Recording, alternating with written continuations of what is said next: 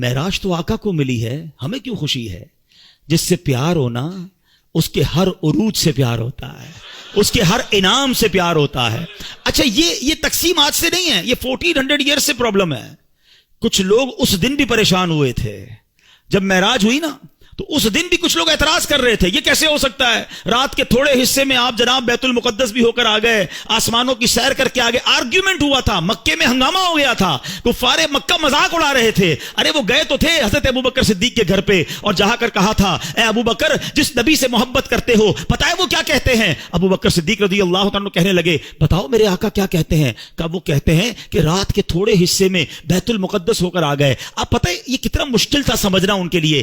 عقل یہ کہتی ہے کیونکہ بیت المقدس کی جو جرنی تھی فرام مکہ ٹو فلسطین، اٹس اباؤٹ 1 month جرنی، 1 مہینے کا گھوڑوں پر اونٹوں پر سفر تھا، مہینہ جانا مہینہ واپسی، اور رات بھی نبی پاک یہاں ہیں، فجر میں بھی یہاں ہیں، اور دعویٰ یہ ہے کہ میں رات ہو کر آیا ہوں۔ بڑا شور مچا، سبحان اللہ۔ صدیق اکبر نے کہا اگر میرے آقا فرماتے ہیں تو سچ فرماتے ہیں، آقا فرماتے ہیں تو حق فرماتے ہیں۔ اچھا لوگوں نے بڑا آرگیو کیا، اے ابوبکر یہ تم کیسے کہہ سکتے ہو؟ یہ تھوڑی دیر میں اتنا بڑا سفر کیسے ہوا؟ حضرت ابوبکر صدیق نے کمال کا جواب دیا، کہتے ہیں میں تو اس سے بڑی بڑی باتیں بھی مانتا ہوں۔ وہ کہتے ہیں رب ایک ہے، میں نے دیکھا نہیں، میں مانتا ہوں ایک ہے۔ وہ کہتے ہیں جبریل قرآن کی آیت لے کر آتے ہیں، میں نے دیکھا نہیں جبریل کو قرآن لاتے ہوئے، قرآن میں نے مانا رب کی کتاب ہے۔ نہ قیامت دیکھی، نہ جنت دیکھی، نہ دوزخ دیکھی، جب میں تمام چیزوں کو بن دیکھے مانگتا ہوں، تو جب میرے آقا فرما رہے ہیں تو سچ فرما رہے ہیں۔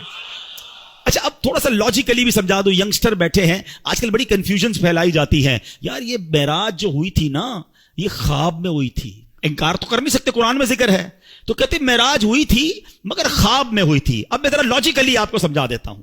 آپ کا بچہ صبح اٹھے آپ کے برابر میں سویا ہو اور کہ ابو رات میں لندن بھی گیا تھا، امریکہ بھی گیا، پھر آنکھ کھلی تو آپ کے برابر میں سویا تھا، تو آپ کیا کہیں گے؟ بیٹا سو جا، میں بھی رات بھر گھومتا ہی رہتا ہوں، کوئی مسئلہ نہیں ہے۔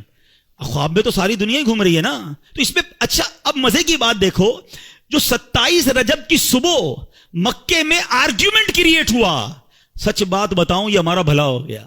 مجھے ایک بتاؤ بات جھگڑا کیا ہوتا اگر نبی پاک یہ اعلان فرمایا ہوتا میرے آقا نے کہ میں خواب میں بیت المقدس گیا ہوں، تو پھر اعتراض کس بات کا ہے؟